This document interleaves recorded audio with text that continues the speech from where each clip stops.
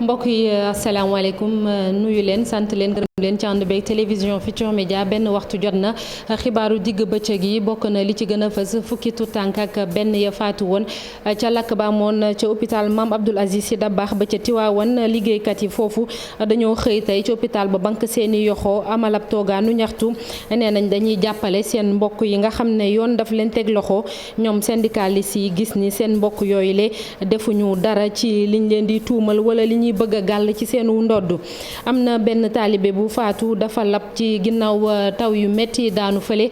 ca Taïba Niassène jëwrin bi ñu dénk wàllum ndox ak assainissement demoon na fa jébbal njaalam njaboot gi waaye itam taxaw bu baax a baax ñi loru ci mbënd yooyu le Serigne Mbaye Thiam di fa xam leen ni dinañ amal ab plan d'assainissement ca diwaan ba waaye fileeg loolu di antu ay moto pompe dinañ ko fa teg ngir fexe ba ndox ma fa nekk yépp ñu dindi ko fi jafe-jafe yi ci jàng meeg njàngale mi tey jile ak ëllëg SAEMS ak CUSEMS ñu ngi amal ab débrayage mu ñeel 11e plan d'action bi ci loolu ba tey professeur éducation physique yi nee nañu dinañ bank seeni yoxo ci épreuve sportive yu baccalauréat yi ñu nar a amal benn fan ci weeru juin COSYDEP moom nangu na ni état bu Sénégal ci boppam moo deful la mu warloo woon ak jàngalekat yi mu ci dolli moom COSYDEP ne am na yaakaar ni tey ci ndaje bi dinañ ci dégg ay xibaar yu neex wàllum tàggat yaram ak éliminatoire CAN 2023 Sénégal di waajal bu baax a baax match diggam ak Bénin ñu jàpp rek ni regroupement bi door na gaynde yi ñëpp ñëw nañu ba mu des Sadio Mané am na point de presse bu ñu nar a amal laata séance d'entraînement bu njëkk bi ñu bëgg a amal bu 17h jotee ca stade bu Diamniadio maître Abdoulaye Wade loolu lépp tënk la ne tuuti ñu yaatal ko.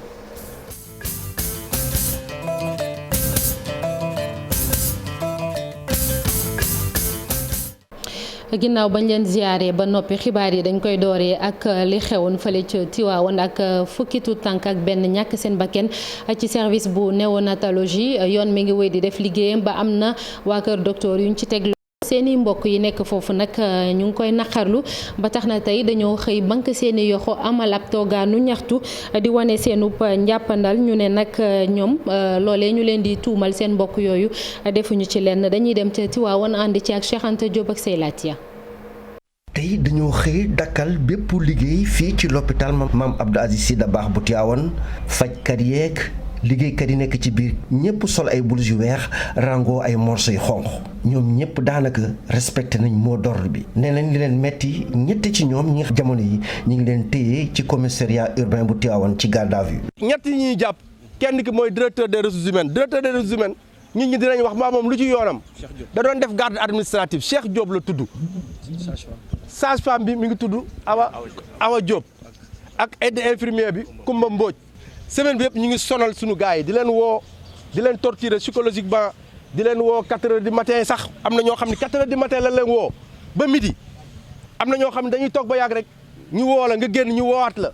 ñu woo la aussi 16 heures ba 3 heures du matin le lendemain nga ñëwaat ñu teg la ci benn chaise boole la ak benn policier booy dem di tuur ndox sax policier bi da lay topp. ñiy liggéey ci hôpital bi naqarlu nañ lool nee na tout tànk yi nga xamante ne dëddu nañ ci lakk gi waaye de bu nee nañ buñ leen joxañ baarama bu tuuma ne seen loxo taxewu ci. fukki bakkan ak benn rot rek moo ci responsable. fukki bakkan ak benn rot ñëpp a ko ñaawlu ñëpp a mer ñëpp a tiis ñun daal duñu responsable ñun moom ñun nag la ñu bëgg a solal mbaxana mi mais duñ ko nangu duñu responsable ndax tak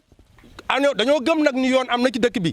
et puis gëm nañ ni justice am na fi de moo tax boobu ba léegi ñu ne teg wante nag justice buy dox ci digg tali bi dox ci digg bu tali bi ak mu wàcc tali bi di commencé laawaale xaaxaam yi su boobaa nag dinañ ni ko nag ñun dàqaruñu te fenn la jëmale ay bëtam ñi mu jëmale ci ay bëtam mooy sage-femme yi ak infirmier yi dong la bëgg a jàpp. fukki tuut tànk ak benn nag faatu ci lakk gi fii ci hôpital Mame Abdoul Aziz Sy Dabakh bu Tivaouane ñett ci liggéeykat yi teg nañ leen loxo ba jamono yi ñu ngi ci garde à vue te buñ sàgganul daañu leen jàllale ci procureur ca Thiès jamono yi agent yu bëri ba léegi ñu ngi jàkkaarloo ak waa DIC ngir laaj ak tontu. ci xibaar yi ñu jëlee ci rajo Futurs Médias am na benn médecin ak ñaari yeneen agent de santé yu ñu convoqué tey ci commissariat bu Tivaouane mu ñeel ba tey enquête préliminaire bi fii ci Ndakaaru ci hôpital Aristide Le Dantec intervention chirurgicale yëpp daanaka dañ ko annulé ca bloc opératoire central ba ndax ay jafe-jafe yu am ci wàllum courant ñu ne moo waral lu ni mel. fële ca Taïba Niassène jëwriñ bi ñu dénk wàllum ndox mi ak assainissement demoon na fa ginnaaw benn taalibe ñàkkee bakkenam dafa lapp ci ndoxu taw ya fa nekk moom Serigne Mbaye Thiam ba mu fa demee nag ñëw na bokk ak naqar bi mu ne ñooñee loru ci mbënd mi mu ngi xam leen ni dina amal ab plan d'assainissement ci diwaan ba waaye fileeglo boobu am na ay moto pompe yu ñu fa installé ngir lépp luy ndoxu taw ñu jëlee ko fa moom dañ koy déglu Serigne Mbaye Thiam ci micro Pambay Diaw ak Fally Gaye. tey jii dañoo ñëwoon donc pour nemmeeku si li nga xam ne mooy mbënd bi nga xam ne ci taw bu njëkk ci fii ci commune Taïba Niassène moo am ay kër yu bari yoo xam ne yi ñu ngi woon ci biir ndox mi maire bi mi ngi wax ne moom xayma na ko ci 200 kër yoo xam ne yi ndox mi jëloon nañ leen. am na aussi ñoo xam ne ñi seen jiwu perte nañ ko fi ñoo xam ne ñi tamit seen dundu perte nañ ko fi ci loolu nag préfet ak gouverneur dañoo tëral benn comité boo xam ne bii mooy xayma li nga xam ne nit ñi moom la ñu perte fii ak ñi nga xam ne am nañ fi loo xam ne lii suñ ko defee ba pare sama naataangoo bi nga xam ne moo yore ministère équité sociale territoriale yore solidarité nationale dana seet ban ndimbal la ci nguur gi indi. waaye li nga xam ne gis nañ ko fi tamit ci mbënd mi mooy seet nañu li nga xam ne moom la ñu xayma pour liggéey ko liggéey boo xam ne bii bu mucc ayib lay doon. léegi dañu def benn plan directeur d'assainissement boo xam ne bii office national d'assainissement moo koy jiite danañ ko essayer def ci lu gaaw waaye ci li nga xam ne nag moom moo jàmp mooy nit ñi ñu may leen tuuti ñu féex ak ndox mi. donc léegi brigade nationale des sapeurs pompiers yónnee nañ leen fii bi ñu ñëwee gis nañ ne ñoom mën nañoo def ay électropompe yoo xam ne yi puissance bu rëy lay am dafay pomper di ko yóbbu ci àll bi. ci taw yu métti yooyu sax lu mel ni Podor ak Nioro bëri na ay gàtt yu ci ñàkk seen bakkan lu ci mel ni ay bëy ak ay xar ñu dellu si ci région bu Ndakaaru rawatina fële ca Rufisque sous brigade bu service d'hygiène teg na loxo daanaka lu ëpp juróom-benn fukki junniy tonnes lekk bu bon booy xayma na koppar gi daanaka jege na ñaar fukk ak ñeenti millions. adjudant Gorgui Wade moom li mu bëgg mooy beneen bërëb bu ñu leen di jox ngir ñu mën a jël ñam yu bon yooyu wala bokk li ñuy jëfandikoo te baaxul ñu mën ko faa lakk ndax fañ ko daan defee dafa jege dëkkuwaay bu baax a baax te ñaare sax askan wi dañ fay dem di ko sulli di ko jëfandikoo mu mën leen a indil ay gàllankoor ci seen wér-gi-yaram. Abdou Diouf Diagne ak Ahmadou Bamba Samb ñoo ñu teewal ca diwaanu Tëngéej. juróom benn fukki tonnes ci ay lekk yoo xam ne kenn waru koo dugal gémmiñ ndax seen mbon lim bu toll nii nag doon gulet ñu daal di koy jàpp ci département bu Tëngéej waa sous brigade de l'hygiène bu Rufisque ñoom ñoo ko amal la. di fa xool di fa def contrôle ci wàllu set buñ fa gisee loo xam ne dafa périmé moom lañ andi nii liñ fi andi nag mat na 60,340 tonnes boo ko xaymaa si wàllu xaalis toll na si 23,256,000 francs waaw léegi nag am na produit yoo xam te ne ni wala li ëpp si produit ay boisson la am na ay beurre ay mayonnaise ay café ak yu ni mel waaw yooyu yëpp nag dañ koo dindi ngir aar askan wi si lépp la nga xamante ne mi wàllu feebar la. ci dan Gorgui Wade nag di woo askan wi ñu gën a bàyyi xel nag ci li nga xam ne moom la ñuy jënd moom mi la tamit muy daal di sàkku ñu daal leen di wutal bërëb bu baax boo xam ne danañu fa mën a lakk nag produit yi nga xam ne dañu koy faral di jàpp ci boutique yi ak ci marché yi. population bi dañuy faral di ñëw di jël produit yi bu dee ne lakk bi wala yàq bi dafa des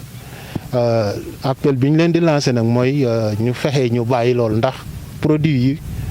baaxuñu suñu baaxoon duñu leen lakk dat yi ñoo weesu wala ñoo périmé ba ñu andi leen fii di leen lakk. dem bu yàggul dara retraite major Mamadou Thiam Faye nag daal di ñëw ngir encourager ñi nga xam ne nag ñoom ñoo ko fa wuutu moom mi la nag muy sàkku ci ñi jiite bokk moomeel bi ñu gën a jàppale nag sous brigade de l'hygiène bu Tëngéej. Nous demandons aux autorités locales d'accompagner sur l'hygiène, les autorités locales, les maires, également les autorités administratives, les préfets, les sous-préfets du département, ils n'ont qu'à accompagner sur l'hygiène parce que le service d'hygiène a besoin de ça. Le service d'hygiène ne peut pas aller seul sans l'accompagnement de ces autorités. Et nous demandons, nous lançons un appel de les accompagner. askan wi tamit rafetlu lool liggéeyu ñi nga xam ne nag ñoom ñooy waa service d'hygiène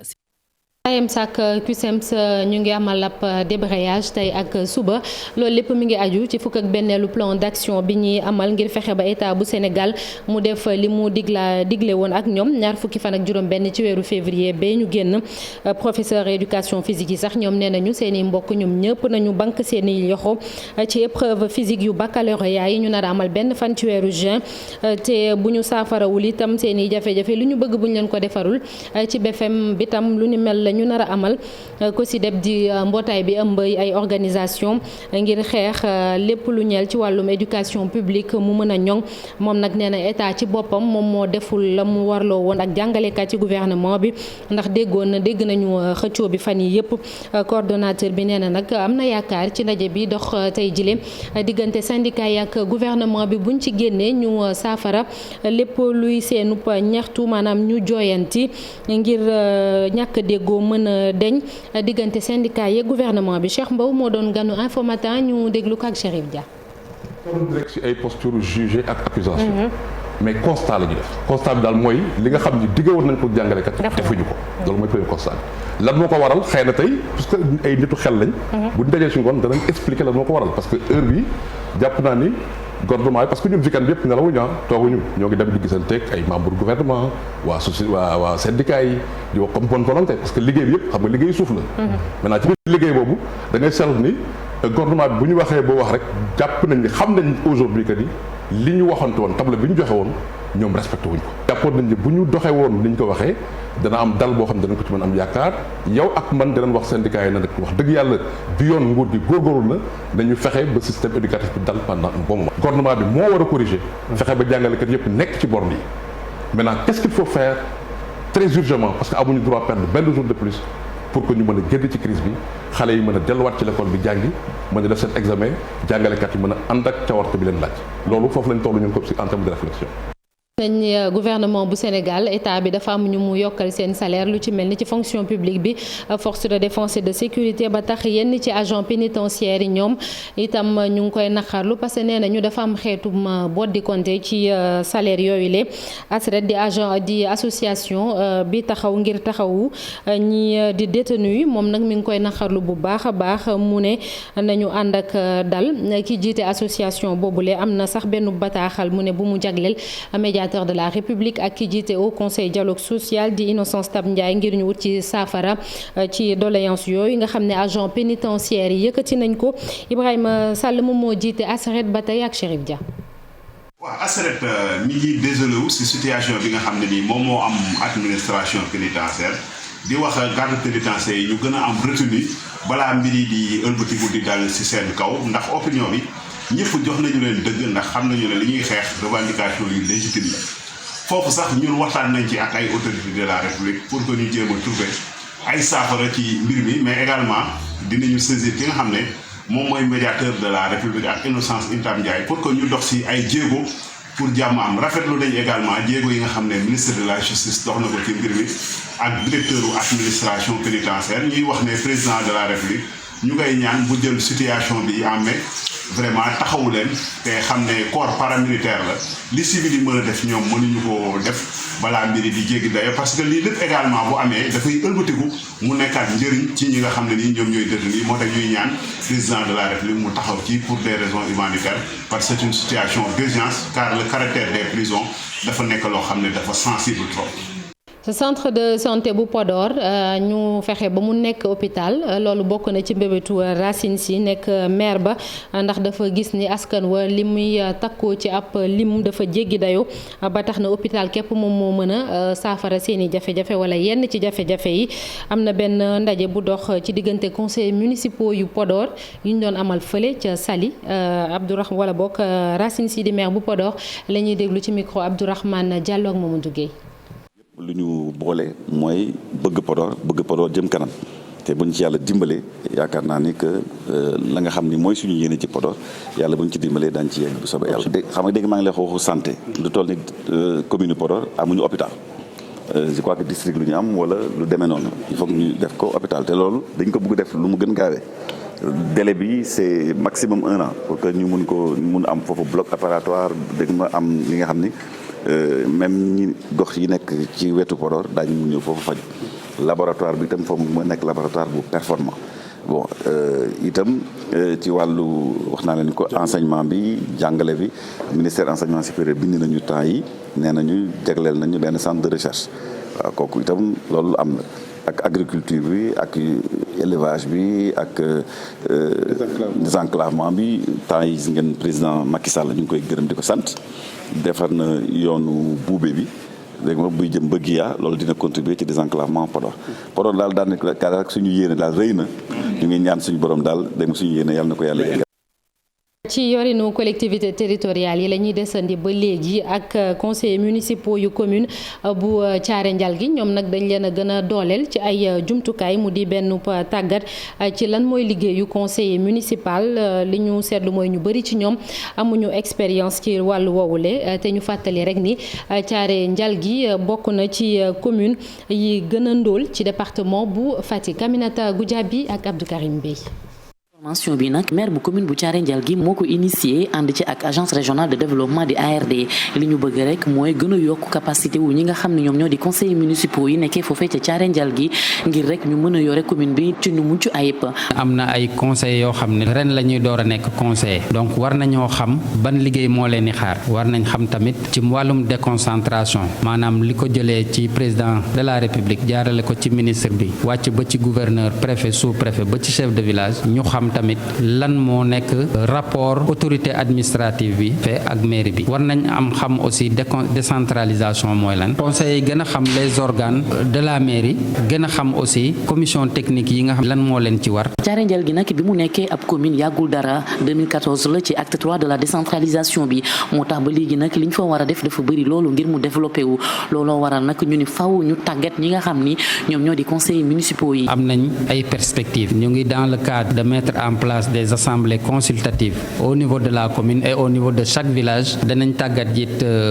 acteurs yi nga xam ne ñoom ñoo war a nekk ci conseil consultatif yi au niveau de chaque village et au niveau aussi communal danañ leen tàggat jigéen ñi tamit danañ leen jàppale tàggat leen ci la transformation des produits locaux. ci domaine yu bëri boo demee ca Thiaré Ndialgui di nga gis ne commune boobu dafa dellu ginnaaw am na sax ay jàngat yu wane ni bokk na ci commune yi nga xam ne ñoom ñoo gën a ndool ci biir département bu Fatick moo tax nag équipe municipale bu bees ba fa nekk ne ñoom faaw ñu jóg ci rek ngir changer mbir mu ni mel. ministère bi ñu dénk njënd ak njaay moom itam dafa bëgg a gunge ay ndaw rawatina ay soxna ci ñu mën a am xëy ndax am nañ ñu bari ci ñoom dañuy xaar ñu jël leen di leen liggéeyloo waaye ñeneen ñi dañuy bëgg a taxawal seenub liggéeyu bopp ginnaaw ab projet bu ñu taxawal duppee ko objectif 500 ministère balam ca nam mooy tàggat ay ndaw def nañ ko ba noppi sax waaye ndaw ñooñu buñ leen tàggatee ba noppi ba ñu war a teg seenub liggéeyu bopp bokk na ci jafe-jafe yi ñuy njëkk a jànkuwanteel mooy mbirum jumtukaay Boubacar Diassi ak Lamine Mondiang fële ca bët saalumu réew mi. soxna si mi wut liggéey ba sonn mënukaa am ak étudiant gi nekk ci université virtuelle bu Sénégal yokk ci ay ndaw yu bare yu nekk ci seen génération ñoom ñépp toll ci daan seen doole ci ab liggéey ngir mun jàppale seeni waajur daanaka xar nañu seen tànki tubéy ngir am xëy waaye kenn mënu cee am bu ci gën tuuti waaye ndegam mësuñu découragé te it xeebuñu benn liggéey bu dagaan si lañu nangu ñenn ñi def maraîchage ñi si des di yar ay ganaar ngir mën la naa jaay. ki ñu nekk ci objectif 500 ci la ñu jël ñu nekk jàngal ñu li nga xamante ni mooy jardinage léegi ñu def ko tey ñu ne xaaral ñu jéem a dem xool nan la ñuy defee pour ñu liggéey suñu liggéey bi mën a jëm kanam. ici en Casamance. Casamance nag ñaare suuf bëri na fii ku ci farlu rek daanaka doo ko rëccu. c'est bien. ndax yi leen ndaw dañu bénéficié wu ab gunge bu mel ne projet bu ministre du commerce lancé te projet bu ni mel moo tax lu mat juróomi téeméeri ndaw ñu mën a tàmbali seeni entreprise bopp te mu nekk gum ay entreprise yu ndaw ndawaan. gis nga jeunesse su Afrique joytu fajul réew. joxewul dépense ñaxtu aussi taxul dëkk taxawulu kër chaque fois bu ñu fi nekkee ci jafe-jafe wala ñu gis blocage fekk ñu bëgg a avancer dans la vie nañu wut solution te bàyyi ñaxtu bàyyi joytu loolu philosophie boo xamante dama leen koy dénk. en agriculture lañ ma formé woon moom laa doon liggéeyee entre temps ma liggéey léegi bénéfice bu ma si am moom laa jël ma defar sama poulailler bu ndaw dama arrêté agriculture bi parce que borom place bi dafa ne daa soxla place am parce que day tabax waaw je m'en sortais très bien si agriculture bi bénéfice yooyu laa jël nag ma tabax sama poulailler bi ma démarré. waaye jafe-jafe yi ñu jànkonteel moo di ñàkkum matériel bi leen gënal ngir ñu mën cee arroser seeni plante ci arrosage bu mucc ayib waaye it ñu mën cee dundal seeni ganaar te ñu mën leen a jaay ci ay njëg yu baax. jërëjëf Boubacar Dias yi waa gànnaar yi nekk fii ci Sénégal dañoo sargal Chérif Abdourahmane Fall Tilala ñu amaloon ko ni ki démb fële ca CICES moom mi nekkoon taalibe Mouride Baye Fall daanaka dafa mës a def kéem kàttanam ngir boole communauté boobu nga xam ne ca la bokk. Amadou Lamine Aïssa Fall lañ ciy déglu moom mooy président comité d'organisation bi ci micro Alhassane Ba Amadou Ba. dafa amoon ñaari tànk te da ko doon tiitaroo bii tànk Baye Fall la mu gëm lool Cheikh Ibra gëm lool sëñ Touba doon taalibe sëñ Saliou moom sëñ Saliou Mbàkke la joxoon boppam waaye benn tànk bi nag muy tànku askanam muy naar gi nga xam moom da ko doon tiitaroo boot naar gi nag boot ca bootukaay ba nag na mu waree nag mu boota leen ko bëggul ko tudd naar bëggul ko laal naar bëggul ko xuri naar fépp fu naar nekk mu sol daalam fekki la fas yéene boole naar gi yëpp def leen benn di ànd ak ñoom di jooytu seen soxla di nekk ak ñoom seeni soxla di leen gontal di leen xëyal di leen guddil di leen bëccëgal moom loolu moo doon dundam ñaari tànk yooyu xam nga moom dafa bokkoon ci nga xamante ni bu jamono yëngoo da daan jël kàddoom occasion bu munti am da daan jël kàddoom boo leen seetee vidéo yi nga xamante ni moom moo nekk ci YouTube ak fépp ci internet fu ci nekk fu mu jëlee kàddu gi yedd lay def kàddu gi yar ak kàddu gi jàngale ci jëmale ko ci taalibe yi képp koo xam ne da nga jokk woon ci moom ñaar yi la sant topp ndigal bàyyi tere ñaar yooyu te loolu nag moom mooy lislaam loolu mooy yoonu murit loolu mooy yoonu Baay Faal te moom ci yooyu la nekkoon loolu nag dañuy yare njaboot itam.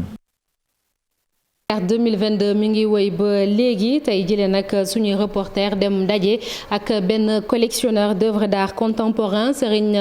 Mourtada Mbacke Diop lay wuyoo moom daanaka lu toll ci juróom fukki at wala sax lu ko ëpp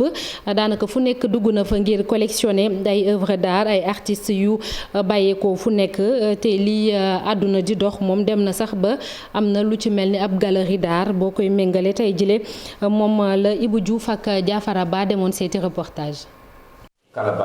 pièce Kalaba bi ngeen di gis mu ngi ko jële Nigéria mu ne am na junniy at ak juróomi téeméer beneen bi nag mu ngi ko jële ci gox bi ñu duppee Ashanti nekk ci réewu Ghana moom bile am na juróom ñett fukki at Serigne Mourtala Diop di yëngu ci wàllu œuvre d'art ñu naan ko ab collectionneur. Kalaba waaw le Kalaba c'est une pièce boo xam ne si mi ngi jóge nord du Nigeria tout près des Nok les Nok c'est un tribu la Kalaba tribu la ay ethnique la elle fait moom ci 800 la war a doon moom itam Ashanti bi Ghana yooyu def nañ test carbone 14 bi en Europe ba mu génneel ñu ko dëkk yooyu yëpp dama fi daa dem Nigéria comme ni ma la ko waxee woon rek benn def naa fa 25 ans nga xam ne su ma ñemee damay am ñoo xam si ñoo may xoolal. bu ñu duggee ci bërëb bi nga xamante ne da ko jagleel lépp lu aju ci wàllu aar jumtuwaay yi nga fiy fekk di firndeel li nga xamante ne jot na ko liggéey moom mi lii di collection da ko neex lool. lu xaw a jafe la ndax loo xam ne si booy collectionné di jënd ay pièces te yaakaaroo jaay ko donc yaakaar pour bëggal ci doomu aadama yi donc te yàlla mu ngi ciy dimbali ndax li ñu ci bëgg lépp suñu borom baa ngi ñu koy defal et c'est quelque chose boo xam ne war nañ ci gën a éduquer nit ñi. moom mii nag dafa jàpp ne Biennale Dakar bii dina ko may moom ak artistes yi muy liggéeyee ñu fësal li nga xamante ne jot nañ ko def loolu rek di jëmal lépp luy cosaan ak aada. gis ni ñu nu présenté c'est des grands artistes ku ci mel ni Séni Awa Camara ak Yahya Ba ak le gungung yi c'est des costumes traditionnels du Bénin yoo xam ne si ay pièces voodoo la bu ñuy def seen voodoo yi moom la ñuy def. Serigne Mourtala Diop bi bokk ci collectionneur yi gën a mag ñi nga xamante ne moom la méngool jamono daanaka fi boo fi ñëwee di nga fi gis ay jumtuwaay yu bari te wuute lépp aju ci wàllu art contemporain ak itam bu moderne bi. li xibaar bu ñu dab léegi la mu yitteel la xewoon fële ca Tiwaawan ak fukki tu tànk yeeg benn ñàkk seen bakken Cheikh Diop mi DRH bu hôpital bi la ñu xam ne yoon teg na ko loxo mu di ab xibaar bu ñu jot léegi du ñàkk kon dinañ ko yaatal ci yeneen jotaayu xibaar ak suñu ndaw la ñu teewal foofu le di Cheikh Anta Diop. wàllum tàggat yaram ak éliminatoire CAN 2023 première journée Sénégal Bénin bi ñu nar a amal samedi bi ñu dëgmal gaynde yi door nañ seenu regroupement tey jëlee ci altine gi ci midi ca hôtel bu nekk ca Diamniadio daanaka Sadio Mané képp moom moo ñëwagul am na benn point de presse bu ñu nar a amal laata séance d'entraînement bu njëkk bi ñu prévoir bu 17h jotee ca stade Abdoulaye Wade bu Diamniadio Mamadou Ndiaye. équipe nationale bu Sénégal tàmbali regroupement am tey jii ci altine ji ci bu midi jotee gaynde yi fas yéene am seen dajaloo ngir waajtaayu match Sénégal Bénin bi ñu jàpp le 4 juin fële ca stade Abdoulaye Wade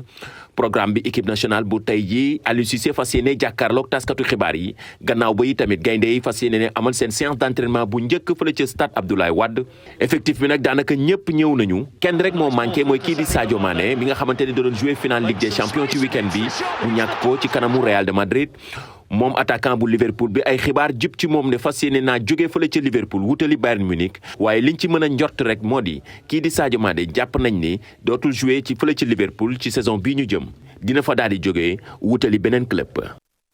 jërëjëf Mamadou Ndiaye ñu soobu ci ponk bu mujj muy yëglekaay yi li ñu xëyee tey ak Mamadou Mohamed Ndiaye. jërë ngeen jëf hôpital Mame Abdou bu Tivaouane ak jëyee jëf amoon keroog àllarba ci guddi ci la l'Observateur xëyaat bil yéenekaay bi juróom benni agent yi monté woon garde keroog bi mbir yi di xew am na ñaar ci ñoom ñu tëye ca yoon dañu leen a garde à vue ci police bu Tivaouane ñaari infirmier yu jigéen lañu xale nekk ci barab bu wéet nga war ko di ko bàyyi xel ak di ko saytu te defoo ko tuuma joojee lañ leen di toppee am na it ñaari médecin pédiatre ak ñaari sage-femme yu waa DIC division investigation criminelle di enquête ngir xool lan mooy seen responsabilité ci musiba mi amoon ca l'hôpital ba fukki liir ak benn faatu ci lakk gu amoon ca unité néonatologie bu pédiatrie ba Les Échos nañu AD ak CM ñooy ñaar ñuy tëye ci garde à vue kenn ki ab infirmière la ka ca des ab aide infirmière Les Échos xamal nañu it ne jot nañu auditionné gom lu jege juróom fukki nit te fii ki fan danañu déggaat ñeneen ñu jàpp ci coow li mu di fukki liir ak benn yu faatu ci hôpital Mame Abdoul Aziz Sy Dabakh bu Tivaouane moom la journal L'As xëye ba xëy moom it dañu xibaar ne am na benn ab sage-femme ak aide infirmière bu ñu garde à vue fukki liir ak benn yi faatu ca lakk Vox Populi nee nañu jébbal nañu leen suñu borom démb ci lañ leen suul ñoom ñëpp ci armeeri Xalxuus ca Tivaouane waajal nañu leen ni mu ware fexe nañu it ba ku ci nekk ñu xàmmee la gasal la sa bàmmeelu bopp Le Quotidien dolli ñu ci ne ci aw naqaru rëy ca la amee woon Amath Soumaré dip expert ci wàllu management stratégique global journal Tribune nee nañu wax na ne li faatu keroog ci hôpital Mame Abdoul Aziz Sy bu Tivaouane ci lakk gi yamu rekk ci fukki liir ak benn ñuy wax nee na ñi ca ñàkk seen bakkan toll nañu ci fukki nit ak juróom-ñaar maanaam 17 personnes Tribune nañu ca i rajo fa la ko waxee Le Vrai Journal moom xëy di ñu wax li tax ba président Macky Sall ba mu jugee Malabo jaawali ca Tivaouane nangu fu woon a toog yàkkamti woon faa jóge ñu jugee ci loolu dem ci journal L'Info mi ngi xëy di yëglu ci mbir moo xam ne nee na bu ñu ci waxul mën naa jur musiba mbaa ba kumba mu rëy ci réew mi mu di gaz yi ñuy toggee ci réew mi butéelu gaz yi ñuy dugal ci immeuble yi te wàcceguñu ak norme yi ñu war a stocké ay gaz L'Info nañu ñoo ngi koy seetaan te dara wóoru ci Aliou Lo bu lobbu Maam Jaara ni ci xët mu njëkk yéenekaay bi lu mat ñaar fukket ak ñaare ngi may yëglu di alerté ci butéelu gaz yi ñuy yégal ci immeuble yi ministre bu fi masa jaar wax naa ci ak yow waaye kenn ci ñoom yëgalu ko yaramam te ñëpp xam nañu ne mbir yi amul benn sécurité force de défense et de sécurité yi ci réew mi njiit réew mi Macky Sall blindé na leen Le Quotidien moo ko bind ci xëtamu njëkk ba di ñu xamal ne seeni salaire la ñu yokk jaare ko ci li ñu naan prime de risque ngir policiers yi gendarme yi ak militaires yi yëf yi journal bi nañu mi ngi tàmbale ci 75 000 francs di fukki junni ak juróom dem ba ci 400 000 ngir généraux yi ñi gisul seen bopp ci yokkum salaire yooyee ba tax ñuy ñaxtoo ko xultu Le Quotidien ne nañu ñoo di garde pénitentiaire yi mu di ñiy garde kaso yi ab poste de santé ak Margo Soleil national nee nañu président national di Macky Sall nee na danañu ko tabax ca jumaay Masalikul Jinaan démb la kox ba mu demee doon siyaare ji xalifa général des mourides Serigne Mountakha Mbacké Bassirou mi doon amal ak ngan fii ci Ndakaaru journal Les Échos nañu ab visite guidée la njëkkee ca Masalikul Jinaan laata muy jàlle ca xalifa ba journal bi bind ne Macky mi ngi piis ak Père Ndiaye maanaam dragué mouride réew mi Vox Populi nañu jëwriñ Mbacké Faye représentant xalifa général des mourides wax na ko fa wax ju fort Mbacké Faye nee na Macky Sall jëfal nga yoonu murid lu rëy ñun taalibey Serigne Touba